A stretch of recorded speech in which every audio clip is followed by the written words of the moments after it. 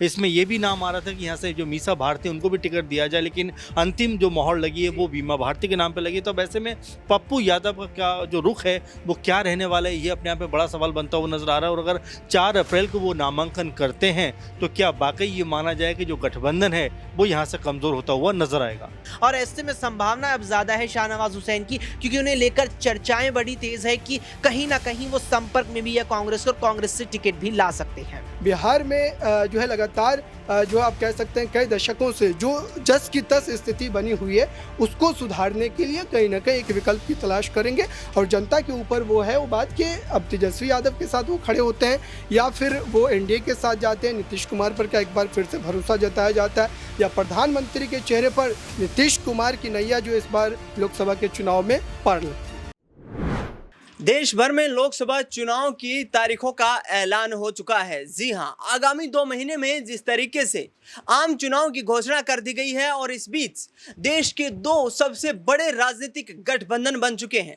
एक तरफ इंडिया गठबंधन है जहां विपक्षी दलों का जमावड़ा लगा है, तो दूसरी तरफ एनडीए गठबंधन में वर्तमान में सत्ताधारी मोदी सरकार और भारतीय जनता पार्टी लीड करके तमाम राजनीतिक दलों के साथ राजनीति को साधने की कोशिश कर रही है। आपको बता दें कि कल जिस तरीके से दिल्ली में महारैली का आयोजन किया गया, 28 विपक्षी दलों के शीर्ष नेताओं ने इस रैली में प्रतिस्पर्धा में भाग लिया। मोदी सरकार की रणनीतियों को लेकर लगातार सवाल खड़े करते नजर आए। लेकिन इस बीच आपको बता दें कि बिहार की राजनीति में लगातार सियासी संग्राम छिड़ा हुआ है। 2024 के लोकसभा चुनाव में जिस तरीके से पप्पू यादव जब कांग्रेस पार्टी में शामिल हो जाते हैं, कहीं ना कहीं उम्मीद की किरण नजर आती है कि एनडीए गठबंधन से अलग होने के बाद यहां पर जिस तरीके से जो सियासी समीकरण बन रहे हैं उसमें नीतीश कुमार और भारतीय जनता पार्टी को झटका देने में क्यों न वह इंडिया गठबंधन में एक अहम रोल निभाएं।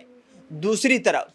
शाहनवाज हुसैन, सुशील कुमार मोदी, केंद्रीय मंत्री अश्विनी वैष्णव जैसे तमाम दिग्गज नेताओं को यहां पर भारतीय जनता पार्टी लोकसभा चुनाव में टिकट ना देकर के ये संदेश स्पष्ट कर देती है कि आगामी वक्त में संगठन में बड़े स्तर पर बदलाव होने वाला है और लोकसभा चुनाव में इसका असर जरूर देखने को मिलेगा। लेकिन अब जिस तरीके से पप्पू यादव ने ऐलान कर दिया है कि पूर्णिया सीट से वह चुनाव अवश्य लड़ेंगे, दूसरी तरफ बात करें लोकसभा चुनाव की तो वहीं शाहनवाज हुसैन को लेकर ये अटकलें तेज हो रही है कि जिस तरीके से भागलपुर सीट से उनको चुनावी मैदान में महरूम रखा गया है, आगामी वक्त में लोकसभा चुनाव में वे कांग्रेस पार्टी का दामन थाम सकते हैं और एक बार फिर से भारतीय जनता पार्टी की मुश्किलें बढ़ा सकते हैं। न्यूज रूम में इस वक्त मेरी मौजूदगी है, तमाम सहयोगियों से जानने की कोशिश करेंगे कि आखिरकार बिहार में मचे इस सियासी संग्राम का आखिरकार क्या चुनाव पर यहाँ पर इंपैक्ट पड़ने वाला है, क्या चुनाव में यहाँ पर दोनों दलों के बीच यहाँ पर कड़ी टक्कर देखने को मिलेगी। अमन जी मेरे वरिष्ठ सहयोगी मेरे साथ है। अमन जी, जिस तरीके से पप्पू यादव ने ऐलान कर दिया है कि पूर्णिया से चुनाव अवश्य लड़ूंगा, जबकि सीट शेयरिंग में वो सीट आरजेडी के खाते में चली गई है, क्या यहाँ पर जो कुछ चुनाव से पहले यहाँ पर आपसी नेताओं के जो बीच बयानबाजी हो रही है उसका जो नेगेटिव इफेक्ट देखने को मिल सकता है? देखिए जाहिर बात है दिनेश जी, क्योंकि अगर हम देखें कि लगातार ये बात कही जा रही थी कि भाई इंडिया गठबंधन के अंदर जो है सब कुछ ठीक है, कहीं कोई दिक्कत नहीं है। बिहार में लगातार इसको लेकर मीटिंग्स हुई, क्योंकि पप्पू यादव पहले से ये बात कहते रहे, कांग्रेस पार्टी में आने से ही पहले वो ये बात कहते रहे कि भाई पूर्णिया सीट पर वो चुनाव लड़ेंगे, मधेपुरा से चुनाव लड़ सकते हैं। और ऐसे में जब कांग्रेस पार्टी के अंदर आए तब उन्होंने ये बात कहनी शुरू कर दी कि मैं पूर्णिया से ही चुनाव लड़ूंगा, मर जाऊंगा लेकिन पूर्णिया छोड़कर नहीं जाऊंगा। अब जबकि ये लगभग तय हो चुका है कि कांग्रेस पार्टी को जो है पूर्णिया सीट नहीं दी गई है, तो ऐसे में एक बार फिर ये सवाल उठ रहे हैं कि क्या पप्पू यादव यहाँ से बात मानते हुए नजर आएंगे। उनके अगर बयान आप देखें तो दिनेश जी, तो लगता नहीं है कि 1% भी वो मानने को राजी हैं। उनके बारे में तो यहाँ तक कहा जा रहा है कि उन्होंने तय कर लिया कि 4 अप्रैल को वो नामांकन करने वाले हैं। तो ऐसे में सबसे बड़ा सवाल यही उठ रहा है कि क्या कांग्रेस पार्टी के जो सिंबल पे जो वो नामांकन करने वाले हैं या फिर यहाँ से वो निर्दलीय चुनाव में उतरने वाले हैं। क्योंकि अगर वो निर्दलीय उतरते हैं तो जिस तरह की बातें वो अब तक कर रहे थे कि प्रियंका और राहुल गांधी बहुत बड़े नेता हैं, राहुल गांधी जो यात्राएं कर रहे हैं, देश को जोड़ने का काम कर रहे हैं, वो अपने आप में बहुत अनोखा और बहुत ज़्यादा बेहतरीन काम है। लेकिन अगर वो कांग्रेस पार्टी के सिंबल पर नहीं उतरते हैं तो क्या ये माना जाए कि जितनी भी बातें उन्होंने की थी अब उससे वो पीछे हटते हुए नजर आएंगे और एक तरीके से कांग्रेस पार्टी का जो दामन उन्होंने पकड़ा है वो छोड़ते हुए नजर आएंगे। तो कई तरह के अब कयास लग रहे हैं, क्योंकि अगर एक ही सीट पर अगर आरजेडी के नेता भी उतरेंगे और कांग्रेस के भी नेता उतरेंगे तो जाहिर बात है कि जो गठबंधन का धर्म है वो कहीं ना कहीं यहाँ से खत्म होता होता हुआ नजर लेकिन आएगा। अमन जी, जिस तरीके से पूर्णिया सीट को लेकर पप्पू यादव लगातार ये कह रहे हैं कि चुनाव अवश्य लड़ूंगा, तो क्या यहाँ पर आरजेडी पूर्णिया सीट का सैक्रिफाइस कर सकती है? देखिए, बिल्कुल बातें तो उठ रही थी पहले ही कि भई अगर बीमा भारती चुनाव ही लड़ना चाहती है तो किसी और सीट से भी उनको दिया जा सकता है, क्योंकि पप्पू यादव यही बात कह रहे हैं कि उन्होंने अपनी राजनीति का बहुत बड़ा हिस्सा इस क्षेत्र को दिया है, तो ऐसे में उनका जिस तरह से कमिटमेंट है जनता के साथ में वो उसको निभाना चाहते हैं और यहाँ से चुनाव में वो जाना चाहते हैं, और यही बात वो बारंबार कह रहे हैं कि मैं पूर्णिया की जनता को छोड़कर नहीं जाऊँगा, और साथ में ये भी कह रहे हैं कि कांग्रेस पार्टी को भी नहीं छोड़ूंगा। तो जिस तरह की दो तरफा बात वो कह रहे हैं, तो ऐसे में अब कांग्रेस पार्टी क्या फैसला करने वाली है, क्या इस सीट के ऊपर जो गठबंधन की दोनों पार्टियों के प्रत्याशी उतरने वाले हैं, क्योंकि जिस तरह की संभावना बन रही है, क्योंकि जो पप्पू यादव है वो एक कदम पीछे नहीं हटना चाहते, वहीं आरजेडी भी लगातार यही कह रही है कि भाई बीमा भारती का जो नाम है वो फाइनल हो चुका है। हालांकि इसमें ये भी नाम आ रहा था कि यहाँ से जो मीसा भारती उनको भी टिकट दिया जाए, लेकिन अंतिम जो मोहर लगी है वो बीमा भारती के नाम पर लगी। तो अब ऐसे में पप्पू यादव का क्या जो रुख है वो क्या रहने वाला है, ये अपने आप में बड़ा सवाल बनता हुआ नजर आ रहा है। और अगर 4 अप्रैल को वो नामांकन करते हैं तो क्या वाकई ये माना जाए कि जो गठबंधन है वो यहाँ से कमजोर होता हुआ नजर आएगा? बिल्कुल, यहाँ पर कहीं ना कहीं इंडिया गठबंधन में आने वाले वक्त में दरारें देखने को मिल सकती हैं, जिस तरीके से लगातार ये कोशिशें की जा रही हैं। और पप्पू यादव ये नामांकन करने की तारीखों का ऐलान भी कर चुके हैं। 4 तारीख को, 4 अप्रैल को उन्होंने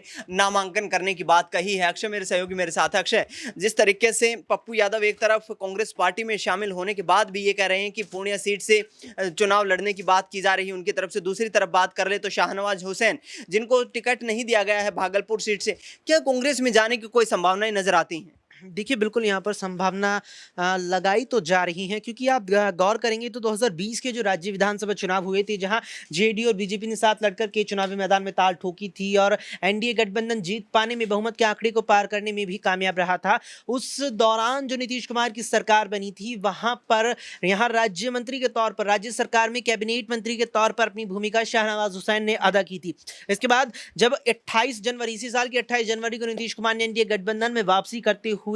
यहां एनडीए की तरफ से मुख्यमंत्री की शपथ ली, तो माना जा रहा था कि मंत्रिमंडल जो नीतीश कुमार का अब की बार होगा वहां भी शाहनवाज हुसैन को जगह दी जाएगी, लेकिन पहला झटका हुसैन को वहां मंत्रिमंडल में शामिल करके ना दिया गया। इसके बाद संभावना थी कि राज्य में जिन राज्यसभा सीटों के लिए उम्मीदवारों का चयन एनडीए की तरफ से होना है, वहां उनका चयन नहीं हुआ, फिर एमएलसी के लिए चयन हुआ, फिर लोकसभा का भी टिकट नहीं दिया गया। तो कुल मिलाकर के अब जिस तरीके से लगातार शाहनवाज हुसैन को दरकिनार किया जा रहा है, इसमें प्रबल संभावना है कि वो कांग्रेस का दामन थाम सकता है। क्योंकि अगर आप गौर करेंगे बीजेपी की रणनीति पर, तो बीजेपी आमतौर पर एक नेता को टिकट ना देने का फैसला इस आधार पर करती है कि उसका कितना अभी राजनीतिक भविष्य बाकी है। आप देखेंगे शिवराज सिंह चौहान लगभग 63 साल के हैं, हालांकि इतनी उम्र उनकी नहीं हुई है, लेकिन बीजेपी ने कहीं ना कहीं ये देखा कि लेकिन अक्षय, जिस तरीके से सुशील कुमार मोदी, अश्विनी चौबे, शाहनवाज हुसैन, ये बड़े कद्दावर नेताओं को अलग कर दिया जाएगा, तो क्या यहाँ पर जो 2019 के आंकड़े दोहराने की बात भारतीय जनता पार्टी कर रही है, क्या संभव हो पाएगा? बिल्कुल, देखिए, इस बात में कोई दौराई नजर नहीं आती कि बीजेपी की राहें मुश्किल हो जाएंगी इस बात से, क्योंकि सुशील कुमार मोदी का आपने जिक्र किया, लगभग 3 से 4 बार सूबे के उप मुख्यमंत्री के तौर पर जिम्मेदारी अपनी अदा कर चुके हैं, उनको भी दरकिनार कर दिया गया। चर्चा है उनकी भी थी कि नीतीश के बाद इस बार वे फिर से उप मुख्यमंत्री के तौर पर यहाँ कामकाज करते नजर आएंगे, लेकिन उन्हें उप मुख्यमंत्री नहीं बनाया गया। इसके अलावा अश्विनी चौबे को भी दरकिनार किया गया। लेकिन अगर आप देखेंगे तो सुशील कुमार मोदी और कहीं ना कहीं अश्विनी चौबे को लेकर भी ये बात कुछ हद तक समझी जा सकती है कि उम्र का जो यहाँ पर एक स्तर है, कहीं ना कहीं 70 के करीब आते नजर आ रहे हैं। तो यहाँ इन दोनों नेताओं को बीजेपी शीर्ष नेतृत्व ने एक प्रकार से यहाँ आराम दिया है, यहाँ जिम्मेदारी आगे नहीं दी। लेकिन शाहनवाज हुसैन के साथ वैसी कोई भी स्थिति अभी नजर नहीं आती है, और ऐसे में संभावना अब ज्यादा है शाहनवाज हुसैन की, क्योंकि उन्हें लेकर चर्चाएं बड़ी तेज है कि कहीं ना कहीं वो संपर्क में भी है कांग्रेस, और कांग्रेस से टिकट भी ला सकते हैं। बिल्कुल, जिस तरीके से तमाम संभावनाएं नजर आ रही हैं कि अब आने वाले वक्त में जो राजनेता हैं जिनको टिकट नहीं मिला है, एक दल से दूसरे दल का रुख कर सकते हैं, और 2024 के लोकसभा चुनाव में चुनाव लड़ने की जो इच्छा है, और कहीं ना कहीं एक बार फिर से सांसद बनकर देश की संसद में बैठने का जो सपना है उसको साकार किया जा सकता है। दूसरी तरफ यहाँ पर एनडीए गठबंधन की बात करें, तमाम यहाँ राजनीतिक समीकरण बनते हुए नजर आ रहे हैं। अबरार मेरे सहयोगी मेरे साथ हैं, अबरार से जानने की कोशिश करेंगे कि आखिरकार अबरार, जिस तरीके से दोनों गठबंधन दलों के बीच यहाँ जिस तरीके से नेताओं की टिकट काटना या फिर एक दल से दूसरे दल में जाना, क्या लोकसभा चुनाव से पहले दोनों ही दल इंडिया और एनडीए असमंजस की स्थिति में दिखाई दे रहे हैं। देखिए बिल्कुल ये तय बात है कि बिहार में जो बड़ी राजनीतिक घटना घटी है, जिस ढंग से कई नेता जो कि इंडिया गठबंधन में थे और फिर बाद में उन्होंने अपना पाला बदला, जाहिर सी बात है कि इससे पूरा का पूरा समीकरण बदल गया। बिहार वो राज्य था जहां पर भारतीय जनता पार्टी को पटखनी दी जा सकती थी, चूँकि 2014 में जिस ढंग से बीजेपी ने एक बड़ी जीत हासिल की थी और 2015 के चुनाव में बिहार में लालू और नीतीश की जोड़ी ने जो बड़ा झटका दिया था, ठीक वही स्थिति बिहार में बन सकती थी। लेकिन नीतीश कुमार को जिस ढंग से भारतीय जनता पार्टी ने अपने खेमे में शामिल करने में वो सफल रहे, जाहिर सी बात है कि इंडिया गठबंधन का खेल वहीं पूरी तरीके से पलट चुका था, बदल चुका है। और अब मुझे लगता है कि बिहार जैसे राज्य में अगर इंडिया गठबंधन कोई बड़ा खेल नहीं कर पाता है तो जाहिर सी बात है कि और राज्यों में उम्मीद भी नहीं की जा सकती, क्योंकि उत्तर प्रदेश में पहले से ही भारतीय जनता पार्टी बहुत ही ज़्यादा मजबूत स्थिति में है। और योगी आदित्यनाथ ने जिस ढंग से वहाँ पर कई योजनाओं को लेकर या फिर कई घटनाओं को लेकर जो एक माहौल सेटअप किया, या फिर जिस ढंग से मीडिया का इस्तेमाल कर वहाँ पर एक जो है राजनीतिक तौर पर कहीं ना कहीं जो है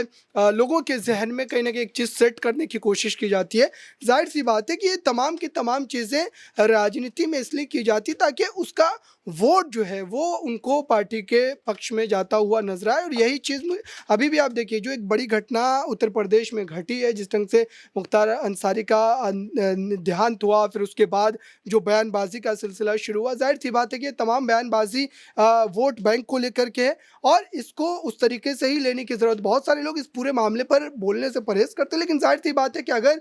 चुनाव सर पर हैं तो इसका मतलब यही है कि इस समय जो भी बयानबाजी की जा रही, चाहे वो सत्ता पक्ष के द्वारा हो या विपक्ष के द्वारा हो, इसका कहीं ना कहीं राजनीति से लेना देना है। अब सोचिए कि उस मुख्तार अंसारी को लेकर विपक्ष का कोई नेता नहीं बोल रहा था, 2005 से लगातार वो जेल में थे और अचानक से सभी की आत्मा जागती है और सभी इस पूरे मामले पर परिवार के उन आरोपों के साथ खड़े होते हैं। तो जाहिर सी बात है कि विपक्ष को भी ये बात पता है कि मुस्लिमों का अगर वोट हासिल करना है तो उन्हें इस मुद्दे पर बोलना चाहिए। और बिहार का जो जिक्र मैंने किया है, ये इंडिया गठबंधन के लिए एक बड़ा झटका था। बिहार में जिस ढंग से नीतीश कुमार का जाना और फिर उसके बाद और कई ऐसे नेता थे जिसको लेकर के एक उम्मीद जताई जा रही थी कि जीतन राम मांझी कम से कम इस गठबंधन में बने रहेंगे या फिर कह सकते हैं कि वो कहीं ना कहीं इंडिया गठबंधन का साथ देंगे, वो भी नहीं हुआ। तो अब कुल मिलाकर मैं रोकना चाहूंगा, लेकिन तेजस्वी यादव तो ये कह रहे हैं लगातार कि नीतीश कुमार को जो हमारा 16 महीने का कार्यकाल था वो पसंद नहीं आया। रोजगार की बात कर रहे हैं,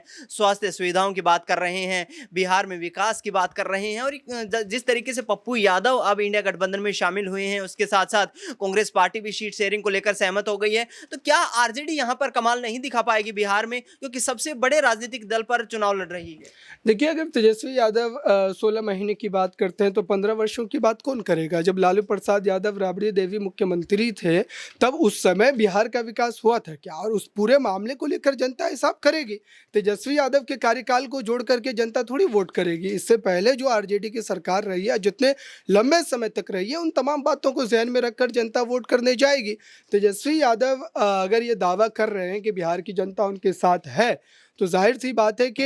वो तो नतीजों में पता चल ही जाएगा। लेकिन मुझे लगता है कि लोकसभा चुनाव में जिस ढंग से नेताओं का जाना हुआ है एनडीए की तरफ, चाहे वो चिराग पासवान का हो या फिर जीतन राम मांझी का, आप सोचिए चिराग पासवान उस एनडीए का हिस्सा बन गए जिस एनडीए में उनके चाचा पशुपति पारस ने उनकी ही पार्टी को तोड़ने के बाद, उनके पिता के देहांत होने के बाद चले जाते हैं और जो है एनडीए में जाने के बाद उनको मंत्री भी बना दिया जाता है। तो अब उनकी ये राजनीतिक मजबूरी है कि वो भी एनडीए में चले गए हैं और पशुपति पारस नाराज होकर के भी एनडीए को नहीं छोड़ पा रहे। तो ये मात्र पारिवारिक राजनीति है, इनको मात्र जो है सीट निकालना है। लोकसभा चुनाव में ये सीट निकालने के लिए एनडीए के साथ है और फिर विधानसभा में ये पाला बदल लेंगे। अब भी लालू प्रसाद यादव के कई बयान को अब देखिए, तेजस्वी यादव के कई बयान को देखिए। उस समय जब बगावत हुई थी, जिस ढंग से तेजस्वी यादव या लालू प्रसाद यादव बयान दे रहे थे, तेज प्रताप यादव का बयान वायरल हुआ था। लेकिन इस बार जब नीतीश नीतीश कुमार गठबंधन से अलग होते हैं तो तेजस्वी यादव कितनी शालीनता के साथ सदन के भीतर अपने पक्ष को रखते हैं,